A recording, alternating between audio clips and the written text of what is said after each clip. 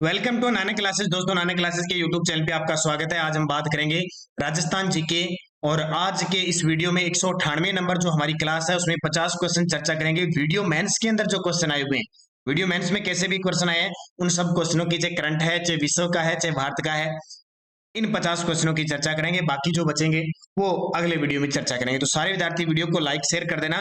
इसलिए काफी 5-7 दिनों से आपको क्लास नहीं मिली थी क्योंकि रूटीन नहीं बन रहा था, इस वजह से उस क्लास को एक बार रोका गया और अब 1 अगस्त से आपको क्लास दोबारा उसी रूटीन में मिल रही है। तो स्टार्ट करें इस क्लास को, सारे शेयर कर देना जरूर। और जो विद्यार्थी अब जुड़े हुए नहीं है, क्योंकि रीट का एग्जाम हो चुका फ्री हो चुका है, अब मेंस के लिए ये क्लास आपके लिए बहुत महत्वपूर्ण साबित होगी क्योंकि 40 से 45% का मैटर यहां से कवर होने वाला है। स्टार्ट करें। पहला प्रश्न आया था, पट्टुओं की हवेली का निर्माण किसने करवाया था? पट्टुओं की हवेली का निर्माण किसने करवाया था? पट्टुओं की, नथमल की, सालिम सिंह की, ये हवेलियां कहां पे है? जैसलमेर के अंदर है। और इसका निर्माण करवाया था किसने? पट्टुओं की हवेली का निर्माण किसने करवाया? गुमान चंद ने। पट्टुओं की हवेली का निर्माण किसने करवाया? गुमान चंद ने। दूसरा प्रश्न आया था, असिंध भीलवाड़ा निम्न में से किस लोक देवता से संबंधित है?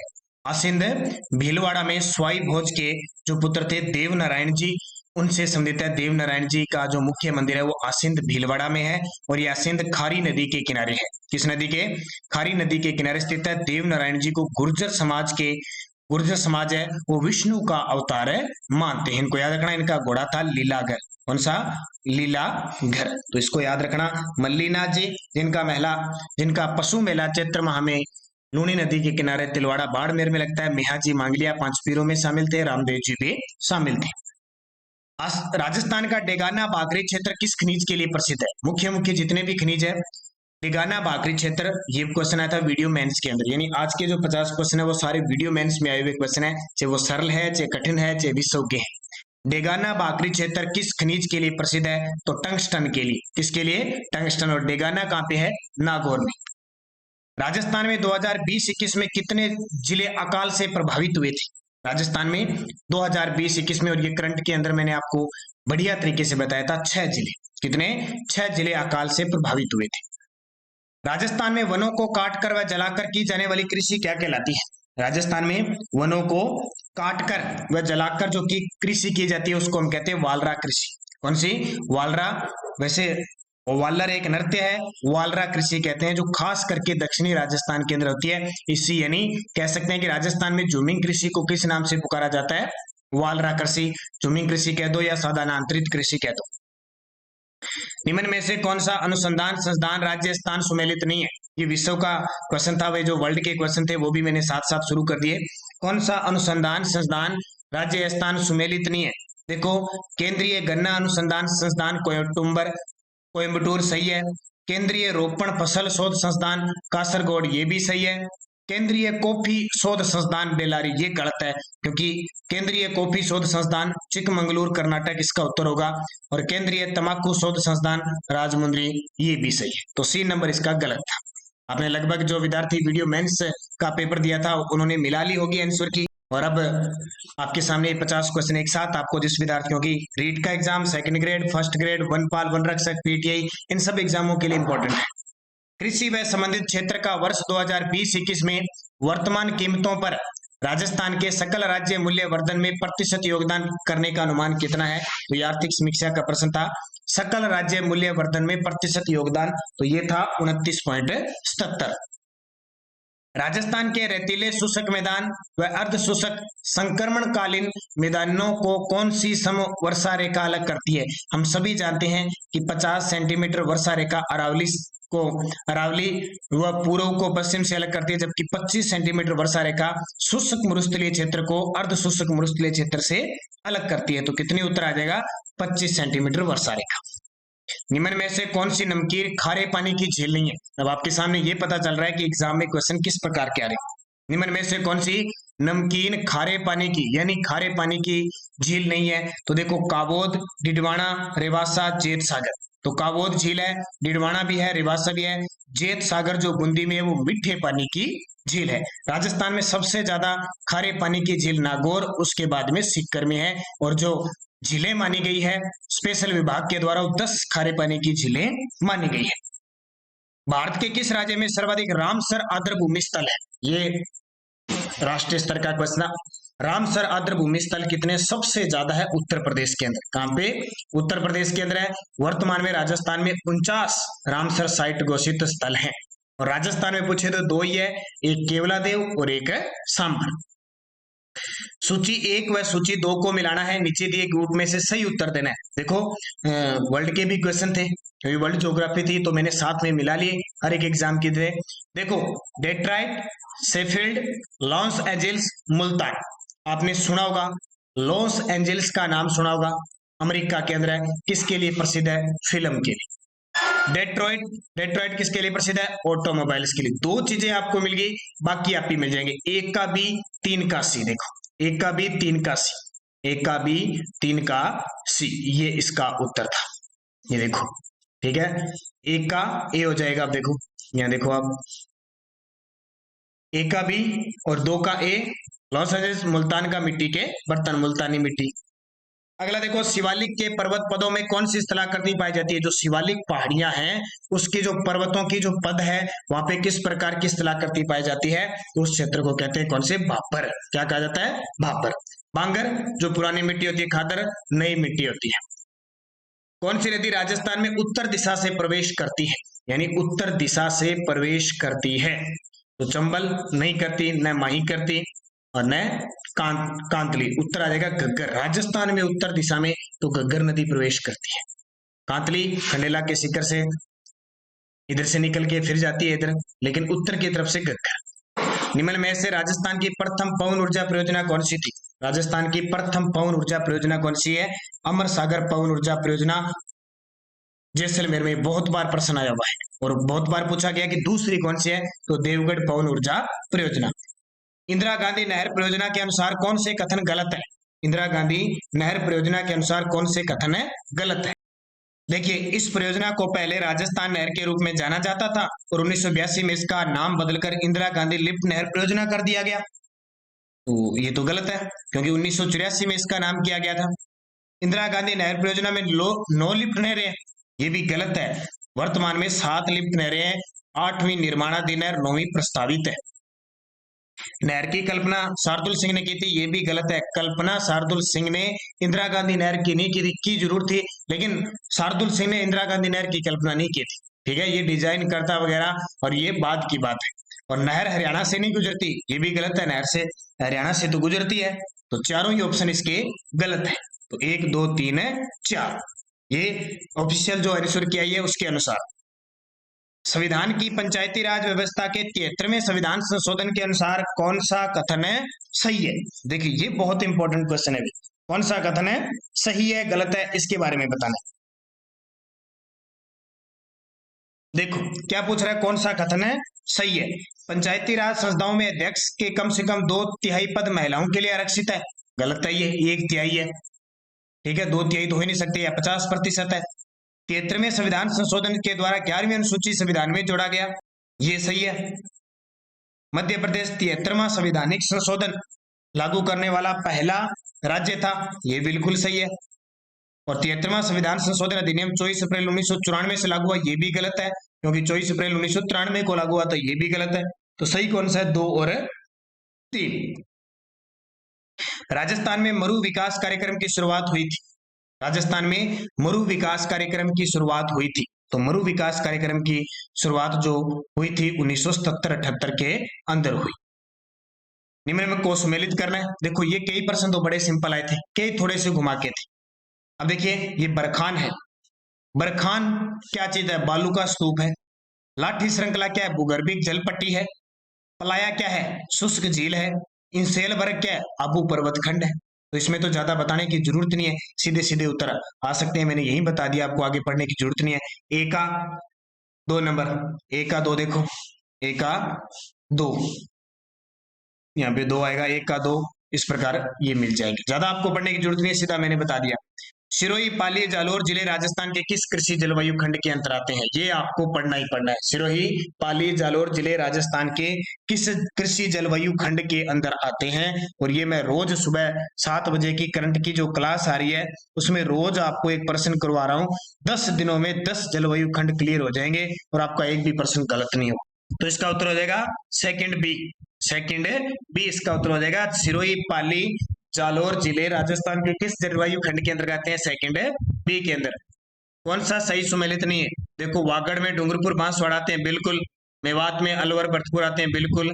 भोमट में प्रतापगढ़ चित्तौड़गढ़, ये गलत है। भोमट क्षेत्र उदयपुर वाला क्षेत्र है, वो क्षेत्र आता है उदयपुर राजमंड। हड़ौती में कोटा, बूंदी, झालावाड़। ये तो सिंपल सा था, बिल्कुल सिंपल सा प्रश्न। अरावली वनीकरण परियोजना के अंतर्गत निम्न में से कौन सा जिला नहीं आता? ये देखिए, बहुत सारे विद्यार्थियों ने शायद ये सोचा होगा कि अरावली जिला है, अरावली पर्वतमाला है, और अरावली पर्वतमाला में जो जो जिले आएंगे वो आएंगे, बाकी नहीं आएगा। देखिए, इसमें सीकर भी आता है, इसमें पाली भी आता है, इसमें नागौर भी आता है, लेकिन इसमें अजमेर नहीं आता, और सब लगभग नागौर करके आए, बोले अरावली अलग है, तो इसका उत्तर अजमेर हो जाएगा। क्षोभ मंडल में सामान्य ताप पतन दर कितना है? तो इसका उत्तर था 6.5 डिग्री 1000 मीटर प्रति 1000 मीटर। निम्न में से कौन सा खनिज उत्पादक क्षेत्र सुमेलित नहीं है?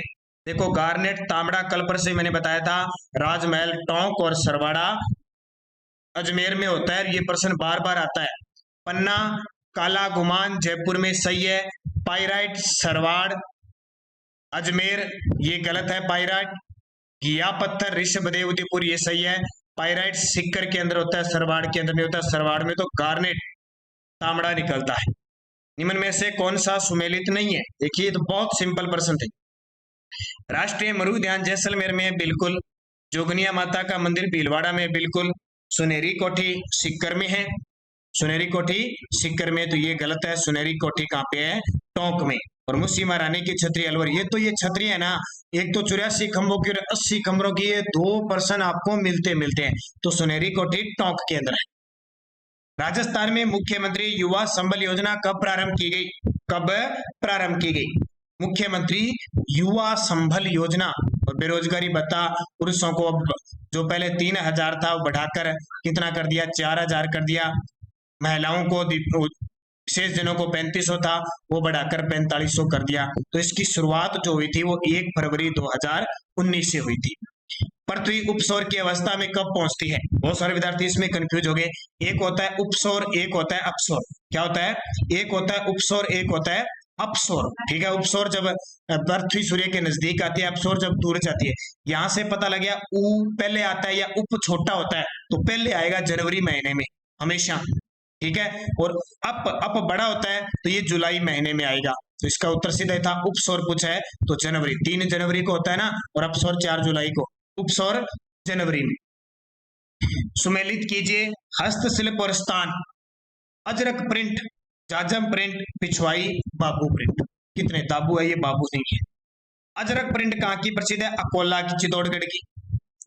ठीक है, पिछवाई कहाँ की प्रसिद्ध है? नाथद्वारा की। जाजम प्रिंट कहाँ की प्रसिद्ध है? अजरक प्रिंट और जाजम प्रिंट और दाबू प्रिंट। तो देखिए, अरे एक मिस्टेक होगी, अजरक प्रिंट है बाड़मेर की, अजरक प्रिंट बाड़मेर की। जाजम प्रिंट है वो चित्तौड़गढ़ की है, और दाबू प्रिंट है वो अकोला की है, पिछवाई है नाथद्वारा की। 1 का 4, 2 का 2, 3 का 1 और 4 का 3। ये देखिए अब कहाँ आते हैं, यहाँ देख लेते हैं सही कहाँ बैठ रहा है। 1 का 4, 2 का 2, 3 का 1, 4 का 3। ए उत्तर इसका सही हो जाए। अगला देखिए, मरुवाणी क्या है? तो राजस्थानी भाषा की एक मासिक पत्रिका है। क्या? मरुवाणी। डूंगरपुर के निकट नौलखा बावड़ी किसने बनवाई थी? तो डूंगरपुर के अंदर जो नौलखा बावड़ी है उसका निर्माण प्रेमल देवी के द्वारा करवाया गया था। और जो बूंदी के अंदर जो रानी जी की बावड़ी है उसका निर्माण नाथावती ने करवाया था। और एक रामरस दे के द्वारा, राज सिंह की पत्नी थी रामरस दे, उसने यहाँ पे एक बावड़ी का निर्माण करवाया था, राज बावड़ी, त्रिमुखा बावड़ी का निर्माण करवाया था।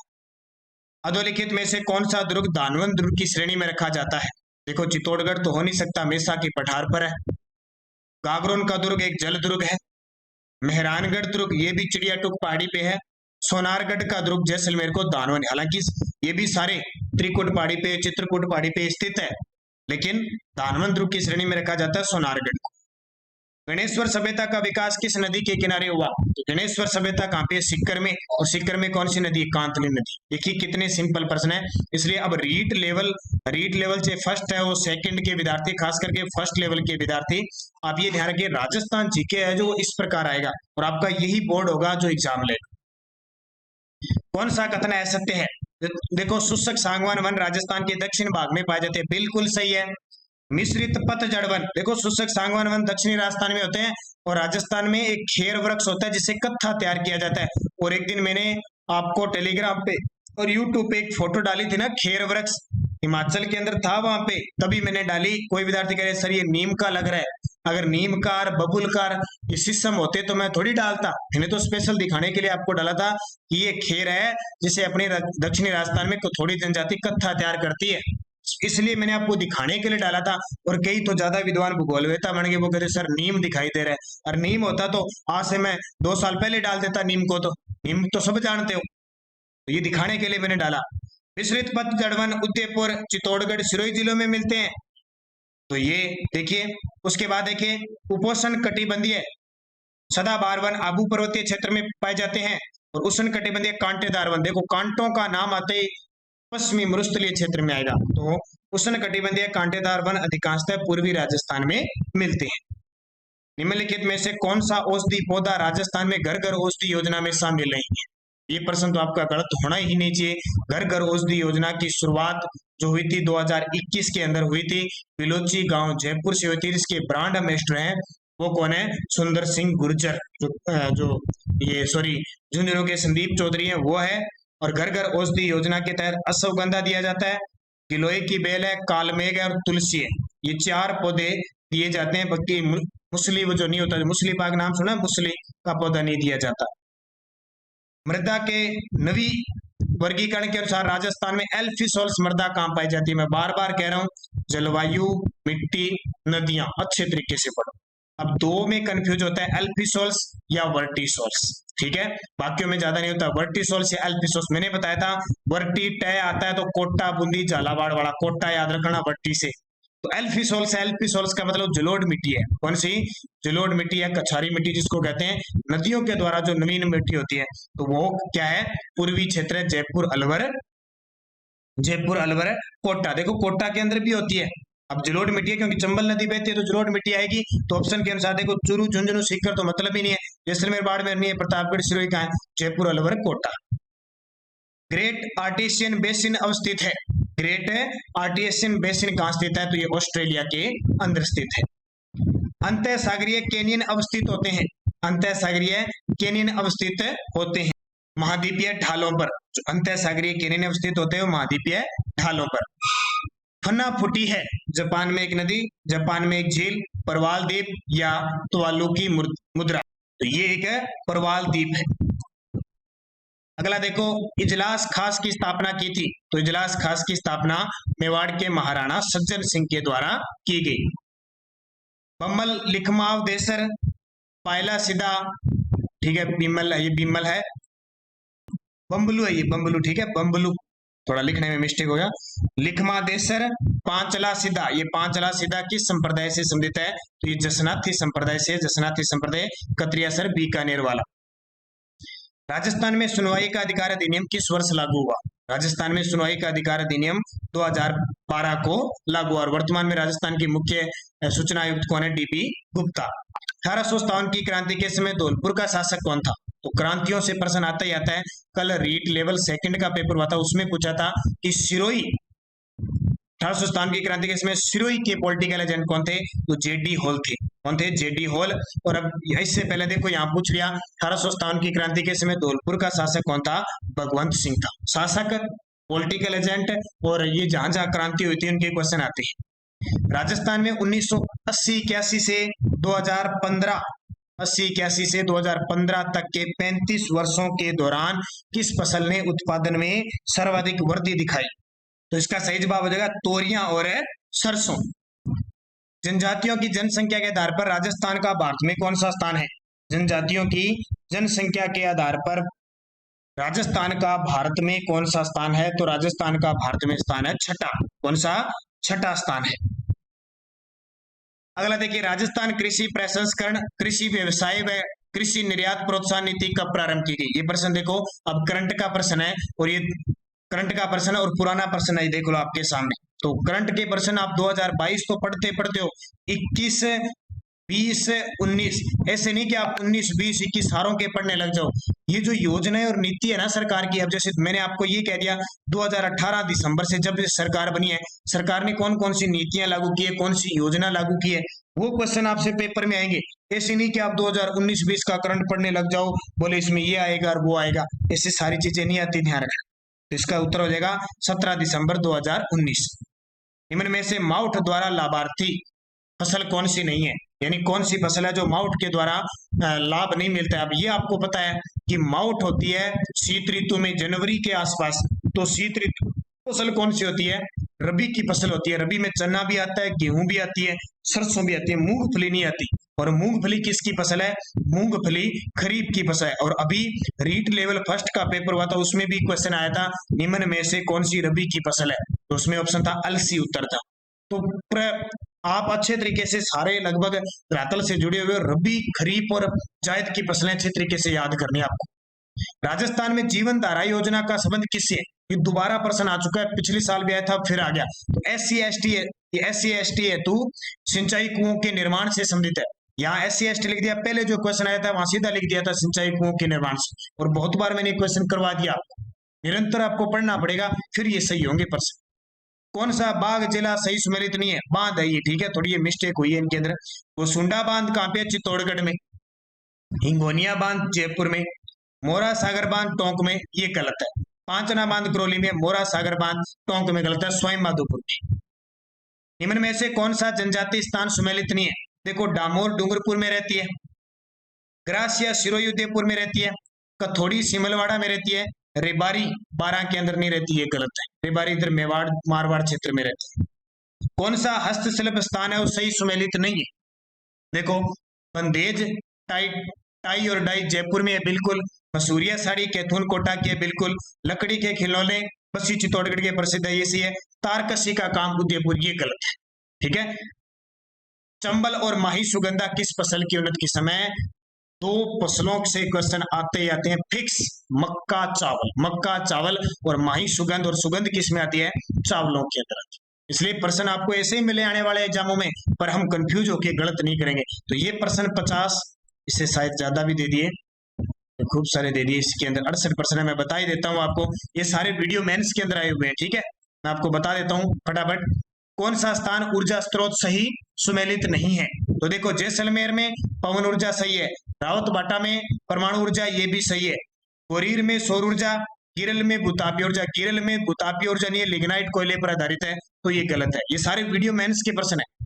वर्टिसोल मिट्टी राजस्थान के किस भाग में मिलती है, एक ही पेपर में दोनों क्वेश्चन आगे, वर्टी टै आ गया, टै कोटा बूंदी झालावाड़, और ये क्षेत्र कौन सा है, दक्षिणी पूर्वी भाग। निम्न में से कौन सी नदी आंतरिक अपवाह से संबंधित नहीं है, नदियों से खूब सारे प्रश्न आए। आंतरिक प्रवाह की नदियां कौन सी होती है, जो नदियां जिनका जल समुद्र में नहीं गिरता है। राजस्थान में 3 प्रकार का अपवाह तंत्र है, सबसे ज्यादा आंतरिक प्रवाह तंत्र है 60% लगभग, बंगाल आंतरिक प्रवाह का लगभग 24% आपका आ जाएगा, इसका बंगाल की खाड़ी का लगभग 16% आ जाएगा, अरब सागर की खाड़ी के अपवाह तंत्र। तो आंतरिक प्रवाह देखो, साबी है, गग्गर है, कांकनी है, सागी नहीं है, ये सागी लूनी नदी की सहायक नदी है। राष्ट्रीय झील संरक्षण कार्यक्रम के अंतर्गत राजस्थान के निम्न में से कौन सी झील शामिल है, कल परसों मैंने आपको क्वेश्चन बताए थे, तो फतेह सागर भी है, नक्की भी है, आना भी है, राजसमंद झील नहीं है। निम्न में से कौन सा सिंचाई परियोजना जिला सुमेलित नहीं है, देखो विलास परियोजना बारां में है, चोली परियोजना डूंगरपुर में, ये गलत है। पांचना करौली में है, गरदड़ा बूंदी में है, चोली परियोजना डूंगरपुर की नहीं है, ध्यान रखना, इधर झालावाड़ बारां इस साइड की है। राजस्थान में कौन सी तिलहन की फसल रबी के मौसम में बोई जाती है, अब देखो एक पेपर में दो प्रश्न आपके सामने, तिलहन की फसल रबी के मौसम में बोई जाती है। अब तिलहन की फसल बतानी है, देखो सरसों तिलहन की फसल है रबी के, बिल्कुल। मूंगफली से तेल निकलता है लेकिन खरीफ की है, सोयाबीन से निकलता है, तिल से निकलता है, लेकिन उत्तर क्या आ जाएगा, सरसों, ये भी ध्यान रखना। कौन सा औद्योगिक पार्क स्थान सही सुमेलित नहीं है, अब देखो पार्क आपको बहुत करवा दिए, फिर भी 1-2 पार्क इस प्रकार के पार्क आ गए, तो बहुत सारे पार्क है। जापानी पार्क निमराना में है, स्टोन पार्क धौलपुर में है, उजरी पार्क चौपंकी में, चमड़ा पार्क अचरोल के अंदर नहीं है, ये गलत है। राजपुताना मध्य भारत सभा कब स्थापित की गई, तो राजपुताना मध्य भारत सभा वो 1918 के अंदर स्थापित की गई थी। अभिलेख जो प्रतिहार शासक ककुक की अबीरों पर विजय का दावा करता है, तो ककुक का है गटियाला शिलालेख। कौन सा? गटियाला शिलालेख। मारवाड़ में राठौड़ वंश के निम्नलिखित प्रारंभिक शासकों को कालक्रम अनुसार व्यवस्थित कीजिए। ये प्रश्न देखो कितना गहराई से प्रश्न आ गया। मारवाड़ के राठौड़ वंश के निम्नलिखित प्रारंभिक शासकों को कालक्रम अनुसार व्यवस्थित करना है। राव सिहा, राव अस्थाना, राव दुहड़, राव रागपाल, ये शासक आए थे। तो देखो सबसे पहले आए थे राव सिहा 1240 से लेकर 1273, और इसकी पूरी लिस्ट मैंने आपको टेलीग्राम पे डाली थी। उसके बाद में आए थे राव अस्थाना 1273 से 1291, फिर आए थे राव दुहड़, और फिर आए थे राव रायपाल। उसके बाद में राव चूड़ा, काना, रड़मल, जोधा, सातल, सूजा, गंगा, मालदेव, चंद्रसेन, उदय सिंह, ऐसे आए थे। तो इनका क्रम है 1 2 3 4, तीनों सारे सही है। 1 2 3 4 है क्या पे? 1 2 3 4 ये हो जाएगा। ये थोड़ी मिस्टेक हुई है, ठीक है, इनके अंदर। निम्न में से कौन सा तत्ववादी यंत्र है? तत्ववादी यंत्र, तो देखो सब मोरचंग, रबाज, तत्व पूछा है तो इसमें रबाज है, ठीक है। सतारा नहीं है, मोरचंग नहीं है, बांके नहीं है, रबाज। निम्न में से कौन सा राजपूताना चित्रकला के स्कूल और उनकी शैलियों के अनुसार सही सुमेलित? अब देखो चित्रकला का कितना बड़ा टॉपिक है और एग्जामिनर ने कुछ नहीं पूछा। मेवाड़ स्कूल में नाथ द्वारा देवगढ़ आती है, मारवाड़ में किशनगढ़ नागौर आती है, हाड़ौती में कोटा बूंदी आती है, ढूंढाड़ में चावंड और उदयपुर अपने को पता नहीं आती है। ढूंढाड़ में तो इधर वह जयपुर शैली, आमेर शैली ये आती है, सीधा सिंपल सा। हेलरू संस्था है, ये देखो हेलरू किसकी है? ग्रासिया जनजाति से संबंधित है। हेला ख्याल लोक संगीत राजस्थान के किस क्षेत्र से संबंधित है? तो हेला ख्याल कहाँ की प्रसिद्ध है? दौसा और सवाई माधोपुर। चार वेद कला का लोक नाट्य कहाँ पे? मैं सीधा क्यों बता रहा हूँ क्योंकि कल परसों मैंने आपको पूरा लोक संगीत के बारे में 50 प्रश्न दिए थे। तो चार वेद टोंक की प्रसिद्ध है, और ये सीधे ही आते हैं। अब चार वेद कहाँ की प्रसिद्ध है? टोंक की। आपको फिर कहीं ना कहीं पेपर में मिल जाएगी। निम्न में से कौन सा उपक्रम राजस्थान सरकार का नहीं है? देखो दी हाई टेक प्रिंसजन ग्लास लिमिटेड धौलपुर है, राजस्थान स्टेट केमिकल लिमिटेड डिवाना ये भी है, सांबर साल्ट लिमिटेड ये अपना नहीं है, ये हिंदुस्तान साल्ट लिमिटेड के अधीन काम करता है। 1964 में इसकी स्थापना हुई थी। ये राजस्थान सरकार का नहीं, केंद्र सरकार का है। और गंगानगर शुगर मिल्स ये राजस्थान सरकार की। गांधी जी ने हिंद स्वराज पुस्तक किस वर्ष में लिखी थी? अब देखो ये भी इंडिया का क्वेश्चन। 1909 में गांधी जी ने हिंद स्वराज पुस्तक है किस वर्ष लिखी थी? 1909 के अंदर। अंतिम प्रश्न, निम्न में से कौन सा अखंड वास्तुकला का एक उदाहरण है? तो महाबलीपुरम का जो धर्मराज रथ है वो अखंड वास्तुकला का उदाहरण है। तो ये प्रश्न सारे के सारे वीडियो मेंस का जो एग्जाम हुआ था उसके अंदर आए थे। मैंने इसमें वर्ल्ड के, भारत के जो भी मुख्य प्रश्न आए थे वो सारे मैंने आपको बता दिए। आपको यहाँ से इस बात का पता लगेगा कि किस प्रकार के क्वेश्चन पेपर में आते हैं। और जल्द ही वनपाल और वन रक्षक की जो विद्यार्थी तैयारी कर रहे हैं, नवंबर के अंदर एग्जाम है, उनके लिए अब मॉडल पेपर शुरू हो रहे हैं हमारे नानक क्लासेज ऐप पे। तो सारे विद्यार्थी नानक क्लासेज ऐप को डाउनलोड कर लेना प्ले स्टोर से, वीडियो के डिस्क्रिप्शन में लिंक है, वहां आपको 10 मॉडल पेपर मिलेंगे। उस 10 मॉडल पेपर में आपका पूरा जो भी सिलेबस है, चाहे साइंस है, चाहे मैथ है, जितना भी जीके वगैरह सब है, उसके अकॉर्डिंग आपको टेस्ट है वो मॉडल पेपर मिलेंगे। वो अगले 1 अगस्त के बाद आपकी से वो प्रक्रिया शुरू हो जाएगी। तो ये थे मोस्ट इंपोर्टेंट वीडियो मेंस के अंदर आए हुए क्वेश्चन। धन्यवाद। जय हिंद, जय भारत।